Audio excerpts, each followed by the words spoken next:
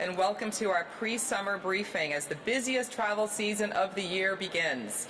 We want Torontonians, Ontarians, and Canadians, and travelers from around the world to know that this summer will be very different and better than summer of 2022. Our focus since last year has been to rebuild the trust, to regain the confidence of our customers, to bring reliability and predictability to air travel. This comes from how deeply we have heard our customers. The anxiety, the uncertainty, the frustration, and the lack of control that was felt by passengers last year is one that we will never forget. Why will this summer be so much better for our customers? Well, our partners are simply more ready. It's a more normal summer than it has been. This is the first summer in 4 years that they're actually more normal in non-pandemic conditions. And it's certainly not to say that air travel will be perfect. It is travel, after all. We know there will be disruptive weather.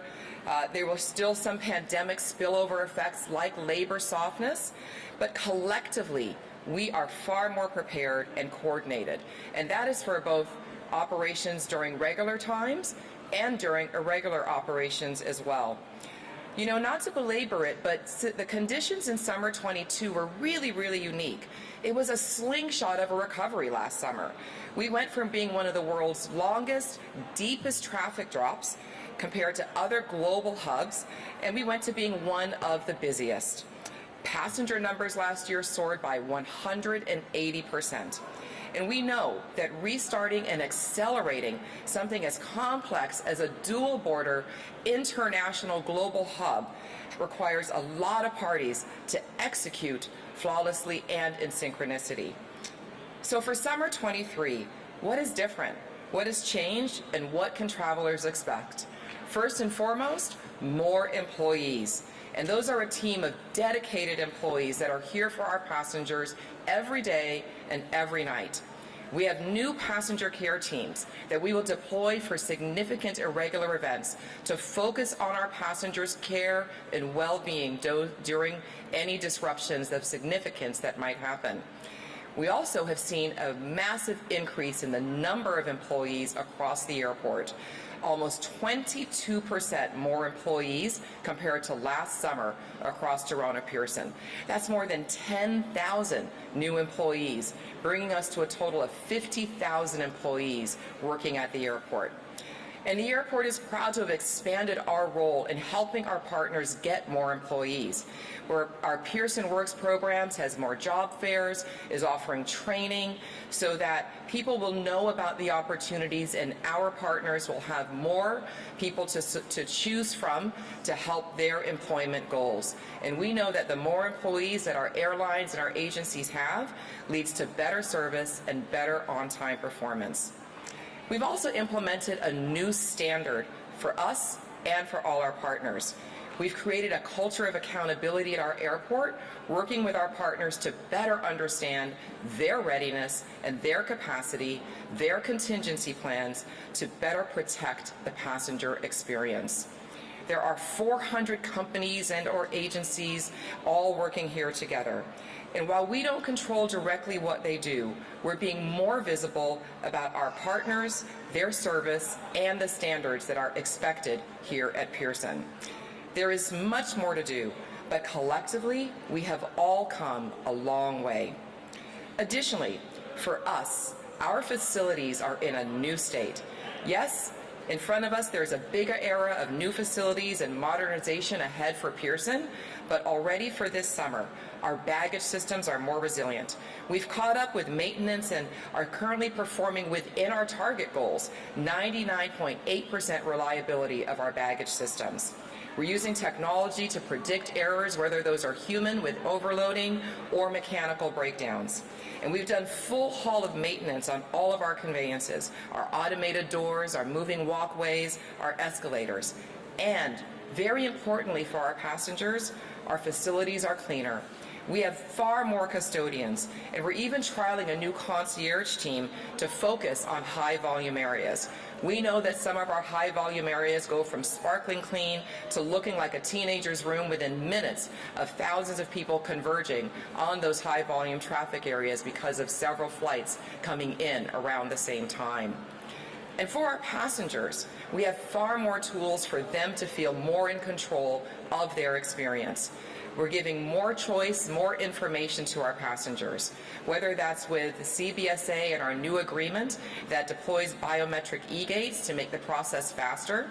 And we hope that all of our passengers coming into Pearson will be familiar with some tools that they can use directly. YYZ Express, pre-book your space in the security line. This is expanded this year. Or MPC, Mobile Passport Control, a tool from the U.S. Border Patrol that allows pre-submittal of information. That speeds up the processing time to cross the U.S. border at Pearson. Or Advanced Declaration, powered by ArriveCan, also speeds your entry into Canada from international destinations. And of course, Nexus. Lastly, our airline-airport collaboration has evolved. This strong innovation culture is closing the gap on getting real-time information from airlines and all of our partners around what is happening around aircraft and on a daily basis. Lastly, we know irregular operations are going to happen, and passengers need to have faster, better information around flight delays or potential cancellations. Airlines and agencies are sharing more with us and with passengers as well. So there are many, many changes that have been implemented, but we know it's all about the outcomes, and we are seeing tangible results of our initiatives. Q1 of 2023, Pearson Airport ranked first in large Canadian airports for overall customer satisfaction and overall passenger experience. We see the shorter lines, the faster check-in, the smoother baggage handling. Last summer, the airline's on-time performance, the airport's on-time stat performance for on-time performance was 35%. Currently, our airlines are departing with 70% on-time performance statistics. We know a litmus test was a successful March break operation, which went smoothly even with higher passenger volumes than last year. We know we all have to keep it up. Industry partners have to work together. The ecosystem across the world and here at Canada, we know still has some fragility, especially when it comes to labor. Summer will be busier, so we know it's not going to always be perfect, but it will be absolutely far more prepared and more reliable across all of the airport processes. We commend Minister Alghabra and the federal government for continued advancements in the sector. The GTAA was pleased to see the recent federal budget had specific aviation agenda included. Better supporting data sharing, modernization of CATSA, and modernization of the border. It's time for us to catch up to our G7 partners, like a permanent and expansive Trusted Traveler program, like U.S. PreCheck, which has been in place for over 10 years. It's time to expedite digital solutions at our borders and across our security.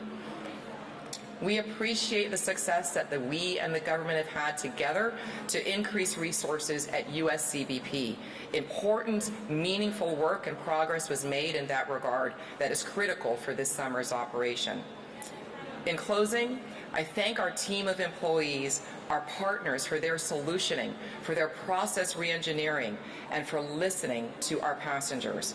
We're committed to work with our partners to bring the pride, to bring the benefit that Canadians gain from our aviation industry. As Torontonians, Ontarians, and Canadians, travelers from all around the world make their travel plans for this summer, they can be more confident about their journey through Pearson Airport. Thank you. Good day. Thank you so much, Deborah. We'll now turn it over to some of the folks here on the ground to answer questions. Come to the mic and let us know your organization and your name, please. Good morning, Momin Qureshi from City News. Thanks for taking my question. You mentioned you guys have hired a ton more staff, 10,000 I believe was the number you said. But where does that put you in terms of staffing levels? Do you need more? How far away are you from the goals that you would say you're at complete staffing level? Yes. So across the airport with the 400 plus employees, we have seen 10,000 new employees join the workforce. That puts us fairly equivalent to where staffing levels were at 2019. But we know nothing is the same as 2019 when it comes to workforce and labor. So we are wanting our partners to plan to be resilient, plan for times when there are labor disruptions or the higher rate of absenteeism that all industries are seeing, the higher rate of turnover and attrition. So each company needs to plan accordingly. We at the GTAA are fully staffed compared to our 2019 and beyond, with more resiliency like the measures we've talked about today, passenger care teams, rapid response teams. We are approaching our staffing levels different to be more resilient for those disruptive times. So obviously we've heard a lot about staffing over the last couple of years in almost every industry. Can you just talk about what it took to get to that level, to convince people to come work here? What kind of approaches did you guys have to take to get people to come and get those numbers up? Yes, thank you so much. We want the aviation industry to be known as a great place, not just to come to work, but to have a robust lifelong career. There's so many opportunities, and we're sharing those stories about people and how they start their careers working on the ground side, working on our ramp, and move into operations and move into management, and the trajectory for them can be so high. Our Pearson work programs has been very significant to host job fairs, not just for the GTA staff, which out of the 50,000 employees at the airport, we have about 1,400 of those, but to look for all the opportunities around the airport with our partners. So our job fairs and our communications are really bringing people back to this incredible industry. Hi there, Matthew Bingley with Global News. Could you just expand on the accountability measures?